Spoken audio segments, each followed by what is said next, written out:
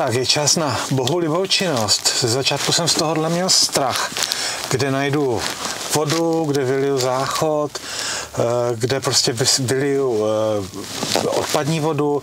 Jinak té odpadní vodě se říká grey water, záchodu většinou se říká black water, no a samozřejmě pak máte drink water. Pozor, nezaměňovat.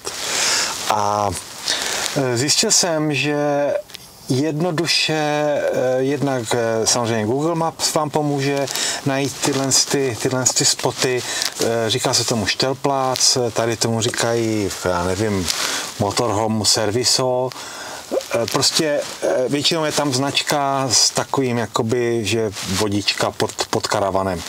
Možná ji tady najdu někde a ukážu vám ji. Jo, tady vidím, že někdo šetřil prachy a prostě tu značku nakreslil, ale jako zaplať pán Boh, no to je i zvenku označené při příjezdu do města, takže, ale jako, jo, proč ne? Tak, já doplně vylít záchod.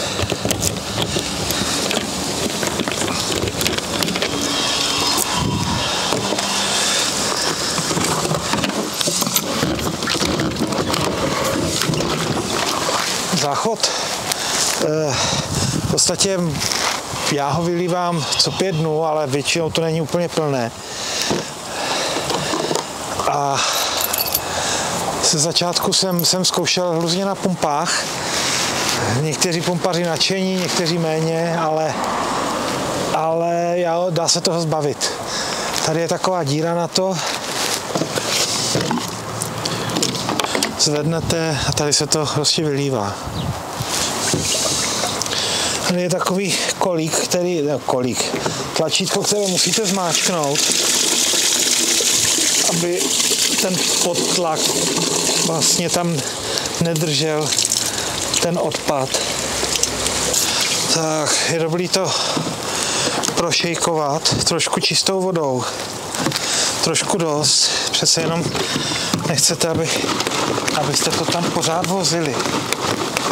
Takže děláme pořádný šejky. Tak, teď je krásně čistá voda. Dobrý. A teď to tam můžeme vrátit. Zacvaklo. Velká radost je, když máte vodu. Protože voda, to je prostě, bez ní to nejde, opravdu. Teď chci mít na chvilku od toho klid, abych nehledám někde vodu. Že v Nazaré chci zaparkovat zase na North Beach, což je poměrně samota. A takže potřebuju vlastně tyhle základní věci prostě mít vyřešené. Vůbec netuším, jak jsem na tom s plynem. Zatím na něm jenom vařím. Jsem tam sprcha, ohřev vody a je to měsíc už. V Čechách vlastně v zimě, když topím, tak měním plyn každý 5 dnů, což teda je 900 korun za 2 láhve. Mám 15 kg plynu. Malý tip, když jsou teploty pod nulou a máte plyn v autě, tak se vyloženě nedoporučuje, prostě se přikazuje kupovat jenom čistý propan, protože když koupíte propan butan, tak on kolem nuly začne kapalnět a ucpe vám trubky v autě. Myslím, že jako plynové, jo. Takže přestanete vlastně topit, přestanete vařit a máte fakt zaděláno na problém. Takže v zimě, když chcete zimní karavaning, propan, zapamatujte, propan, já jsem si to musel napsat na přední sklo v autě. Ta voda se tam je tak dlouho, dokud nezačne vytékat z té nádrže. Tak a poslední věc, kterou si udělat, je, že si vyliju použitou vodu, takzvanou tu grey water. Na to mám tady takovou speciální kliku.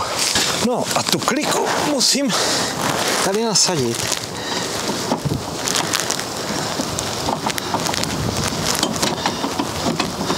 Někdy to jde hnedle, někdy ne, teď je tam. Tak, otočit a nechat vytéct vodu.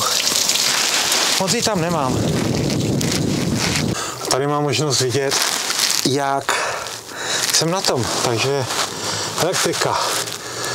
Elektriku mám tady 75 Ah baterku, která se nabíjí cestou, takže to dobijeme.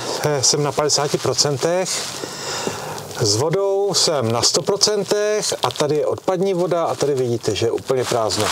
Takže paráda! Nazare! Jedeme! Jo, Wildu mám. Navigaci nemám a klíče nemám. Kde jsem dal klíče? Jestli jsem mi nenechal... Hlavně se vždycky podívejte, jestli jste tam na tom hajzlu nic nenechali, protože... A tak, no. Heleďte, mí sousedí a jestli se na to dívají, a já věřím, že se dívají, tak jednou jsem šel kolem a vidím, jak celá rodina stojí na džumpou s hráběma a něco tam loví.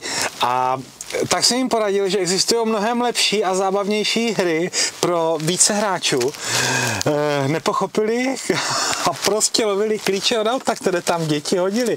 No, hele, jestli jste viděli Homolkovi, tak Homolkovi prostě to je absolutně film ze života.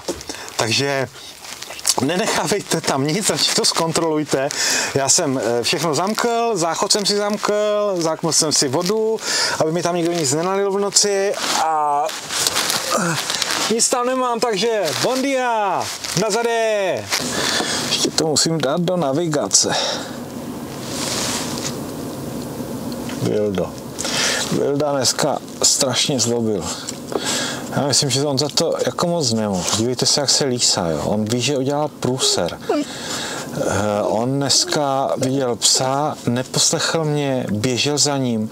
Panička absolutně hysterická začala Vildu odhánět, samozřejmě chránit svého psa, jenže Vildovi jde vždycky jenom o to si čuchnout. A pokud jako zavoní pejsek, tak mu samozřejmě chce udělat čtyňátka bez ohledu na to, jestli je to pes nebo fena. No a jde dál, že jo, akorát, že paní ho nenechala si čuchnout. Zvedla pejska do výšky, Vilda samozřejmě začal po ní skákat. No jako já jsem řval, ona řvala, ten pes začal hystericky taky řvát a jediný, kdo byl šťastný, byl Vilda. A tak jsem šel do dodávky naštvaný, on pak za mnou přišel a jako nemluvíme spolu.